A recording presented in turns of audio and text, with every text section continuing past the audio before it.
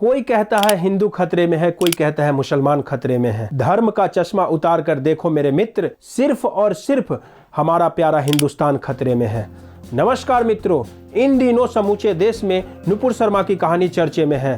तो आखिर कौन है ये नुपुर शर्मा, क्यों है वो चर्चे में, पेशे से क्या है नुपुर शर्मा, क्यों बटा है आज पूरा हिंदुस्तान दो हिस्सों में, आयोशी कर रहा है भारत का विरोध, कहां से होती है दंगों की शुरुआत। तो आइए आज के इस वीडियो में इन सभी प्रश्नों को जानने का प्रयास करते हैं। नुपुर शर्मा का जन्म 23 अप्रैल 1985 को दिल्ली में हुआ था।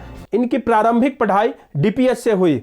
हिंदू लॉ कॉलेज से ग्रेजुएशन पूरा कर दिल्ली यूनिवर्सिटी से एलएलबी किया और लंदन कॉलेज ऑफ इकोनॉमिक्स से एलएलएम की। 2008 में दिल्ली यूनिवर्सिटी में एबीवीपी की ओर से छात्र संघ की अध्यक्ष चुनी गई और 2015 में दिल्ली विधानसभा चुनाव में केजरीवाल के खिलाफ चुनाव मैदान में उतरी, लेकिन 31,000 वोटों से हार गई। फिर बीजेपी की स्पोक पर्सन बनाई गई। हाल ही में एक चर्चित न्यूज चैनल टाइम्स नाउ के डिबेट में लगातार हिंदू देवी देवताओं का हो रहे अपमानजनक कमेंट से परेशान होकर प्रॉफिट मोहम्मद के बारे में कुछ टिप्पणी की, जिसके बाद उन्होंने माफी भी मांगी।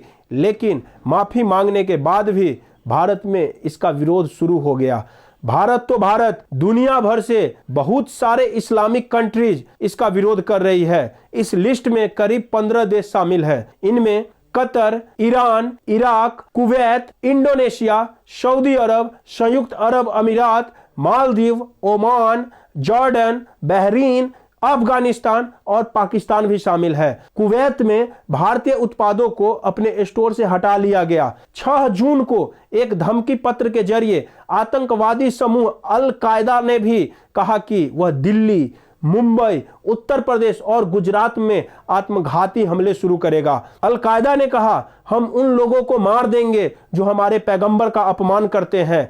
टीवी डिबेट में आजकल तनाव बढ़ने पर ऐसी कई टिप्पणियां आती है जिनको मुद्दा बना दिया जाए तो हर दिन देश में तनाव और हिंसा हो सकता है और इसकी आवाज अंतर्राष्ट्रीय स्तर पर भी सुना जा सकता है। ऐसे में आपके मन में यह भी सवाल उठ रहा होगा कि किसी देश के डिबेट या भाषण में किया गया किसी नेता की टिप्पणी एक अंतर्राष्ट्रीय मुद्दा कैसे हो सकता है। हमारे रिसर्च से पता चला है कि इस विवाद को लेकर भारत में और इस्लामिक देशों में बातों को बतंगर बनाया जा रहा है, की कोशिश कर रहा है कि यह मुद्दा संयुक्त राष्ट्र संघ में भी तूल पकड़े। इस्लामिक ऑर्गेनाइजेशन ऑफ कोऑपरेशन के 57 सदस्य हैं, जिसमें से मात्र 17 to 18 देश ही भारत से अपनी नाराजगी जाहिर की है। शेष सदस्यों को यह पता ही नहीं है कि इस विवाद का मुद्दा क्या है और इन सभी बातों से पता चलता है कि हकीकत में किसी को पता ही नहीं कि आखिर नुपुर शर्मा का मुद्दा क्या है। क्योंकि जब यह विवाद बढ़ने लगा तो सभी न्यूज चैनल्स ने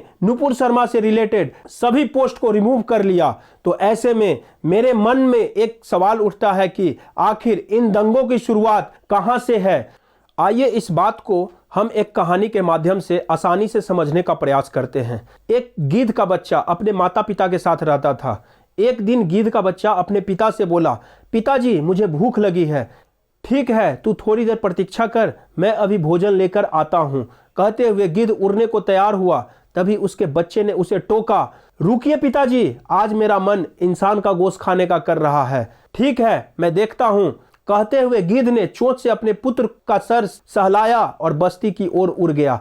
बस्ती के पास पहुंचकर गिद्ध काफी देर तक इधर उधर मंडराता रहा, पर उसे कामयाबी नहीं मिली। थक हार कर वह सुअर का गोश्त लेकर अपने घोंसले पहुंचा। उसे देखकर गिद्ध का बच्चा बोला, पिताजी मैं तो आपसे इंसान का गोश्त लाने को कहा था और आप तो सुअर का गोश्त ले आए। पुत्र की बात सुनकर गिद्ध उदास हो गया। वह बोला, ठीक है, तू थोड़ी देर प्रतीक्षा कर। कहते हुए गिद्ध पुनः उड़ गया। उसने इधर उधर बहुत खोजा, पर उसे कामयाबी नहीं मिली। अपने घोंसले की ओर लौटते समय उसकी नजर एक मरी हुई गाय पर पड़ी। उसने अपनी गाय का मांस का एक टुकड़ा तोड़ा और उसे लेकर घोंसले पर जा पहुंचा। यह देखकर गिद्ध का बच्चा एकदम बिगड़ उठा और बोला, पिताजी ये तो गाय का गोश्त है, मुझे तो इंसान का गोश्त खाना है। क्या आप मेरी इतनी इच्छा पूरी नहीं कर सकते हैं? यह सुनकर गिद्ध बहुत शर्मिंदा हुआ। उसने मन ही मन एक योजना बनाई और अपने उद्देश्य की पूर्ति के लिए निकल पड़ा।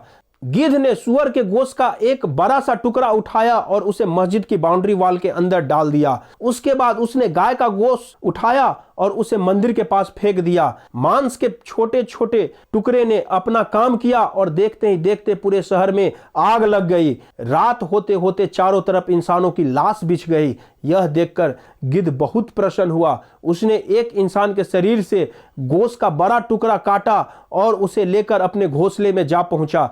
यह देखकर गिद्ध बहुत प्रसन्न हुआ। वह बोला, पापा ये कैसे हुआ? इंसानों का इतना ढेर सारा गोश्त आपको कहां से मिल गया? गिद्ध बोला, बेटा ये इंसान कहने को तो खुद को बुद्धि के मामले में सबसे श्रेष्ठ समझता है, पर जरा सी बात पर जानवर से बदतर बन जाता है और बिना सोचे समझे मरने मारने पर उतारू हो जाता है। इंसानों के वेश में बैठे हुए अनेक गिद्ध ये काम सदियों से कर रहे हैं। मैंने उसी का लाभ उठाया और इंसान को जानवर के गोश्त से जानवर से भी बदतर बना दिया।